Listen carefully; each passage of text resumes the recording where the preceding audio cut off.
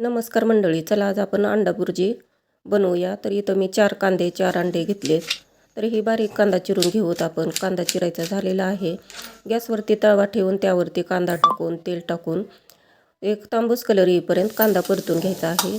परतल्यानंतर घरगुती काळा मसाला, लाल मिरची पावडर, हळद, चवीनुसार मीठ, मसाला, गरम मसाला टाकलेला आहे. हे छान 2 मिनिट परतून घ्यायचं आहे. नंतर अंडे टाकते मी फोडून.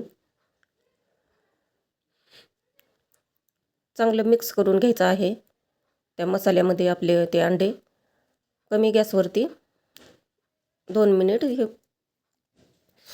भुर्जी परतून घ्यायची आहे. हे उलटण्याच्या साहाय्याने असे तुकडे तुकडे करून घेतले.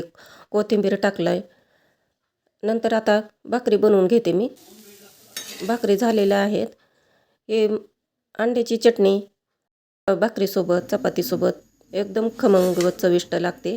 तर अंड्याची चटणी कशी वाटली नक्की कमेंट करा, लाईक करा, शेअर करा, सबस्क्राईब करा, करून पहा.